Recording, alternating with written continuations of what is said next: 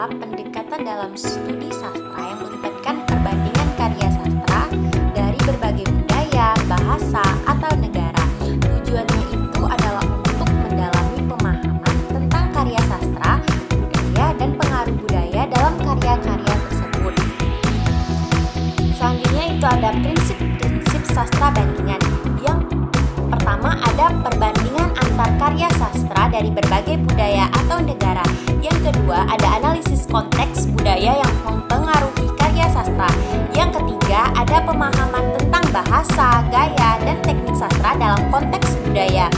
Yang keempat ada populasi, pengaruh, dan interaksi antar karya sastra. Yang kelima ada pencarian elemen kemanusiaan universal dalam karya sastra. Yang ketujuh ada pertimbangan konteks, sejarah, dan sosial. Yang kedelapan ada analisis tema, motif, dan unsur sastra lainnya. Dan yang terakhir ada penggunaan pendekatan interdisipliner untuk pemahaman yang lebih mendalam.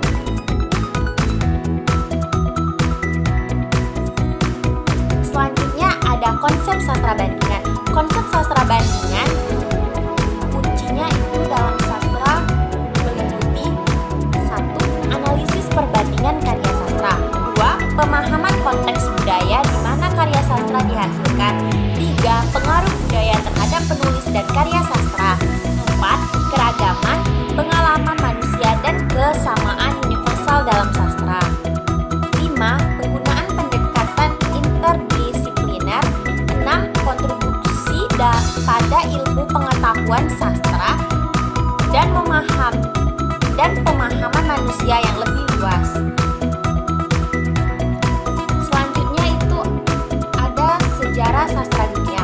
Sejarah sastra dunia adalah narasi tentang perkembangan karya sastra dari berbagai budaya dan periode waktu. Ini mencakup sastra kuno, klasik, dan kontemporer dari seluruh dunia. Sejarah sastra dunia mencerminkan perkembangan gagasan teknik dan tema dalam karya sastra. Studi ini membantu kita memahami cara sastra mencerminkan perubahan sosial, budaya, dan intelektual di seluruh dunia. Nah, selanjutnya itu ada sejarah sastra bandingan. Sejarah sastra bandingan itu melibatkan pencarian akar-akar studi sastra bandingan dalam sejarah sastra. Ini melibatkan penelusuran penggunaan perbandingan sastra dalam teks-teks sastra dari masa lalu hingga saat ini. Sejarah sastra bandingan membantu kita memahami bagaimana pandangan sastra terhadap perbedaan budaya telah perkembangan seiring waktu dan bagaimana konsep perbandingan sastra telah menjadi lebih kompleks. Materi selanjutnya itu ada ruang lingkup sastra bandingan. Ruang lingkup sastra bandingan adalah cangkupan topik yang dibahas dalam studi sastra bandingan. Meliputi yang pertama perbandingan antar karya sastra, yang kedua konteks budaya, yang ketiga analisis bahasa dan gaya,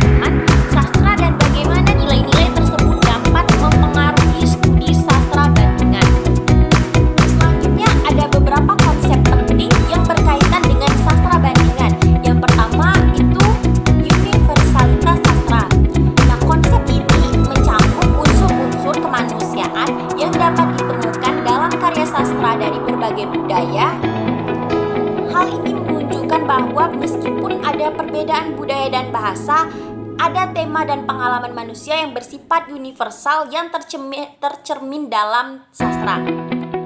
Nah, yang kedua itu ada fakta, realita, dan data sastra bandingan. Dalam sastra bandingan, fakta, kenyataan, dan data yang digunakan untuk membandingkan dan menganalisis karya sastra.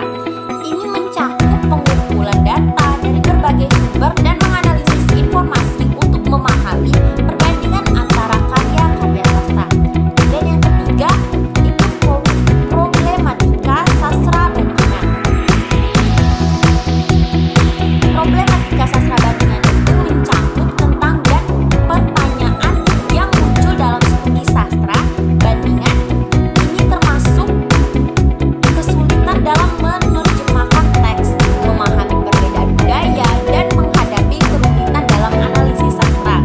Dan yang terakhir itu ada sastra bandingan sebagai ilmu. Sastra bandingan dianggap sebagai ilmu yang menganalisis dan menganalisis karya sastra dari berbagai budaya. Ini mencakup metode penelitian dan kerangka ilmiah yang digunakan untuk memahami sastra dan dampak. Secara keseluruhan, ontologi, epistemologi, dan aksiologi sastra bandingan membentuk dasar pemahaman dan penelitian sastra bandingan. Konsep-konsep lainnya seperti universalitas, fakta, realita, dan problematika membantu mengurangi bagaimana sastra bandingan berfungsi sebagai cabang ilmu sastra yang unik dan relevan dalam pemahaman budaya dan karya sastra secara global. Selanjutnya itu ada aliran sastra. Aliran sastra merujuk pada kumpulan ciri-ciri, gaya, tema, atau pendekatan tertentu terhadap dalam karya-karya sastra.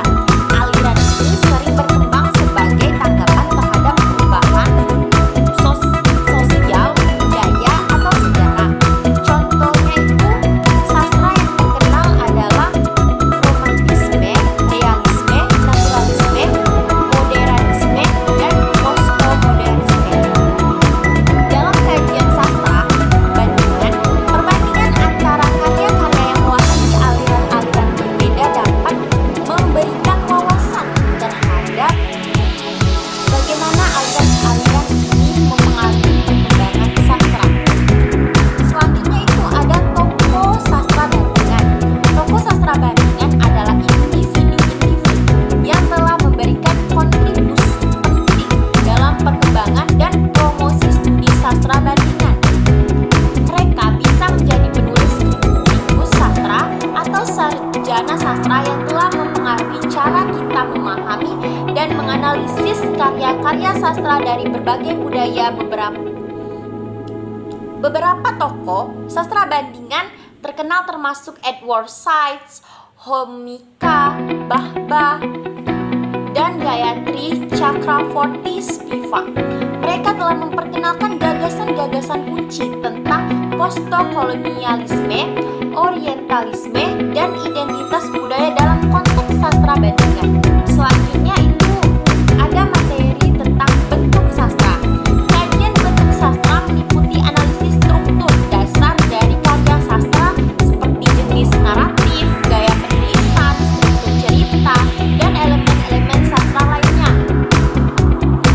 Selanjutnya itu ada rumusan sastra.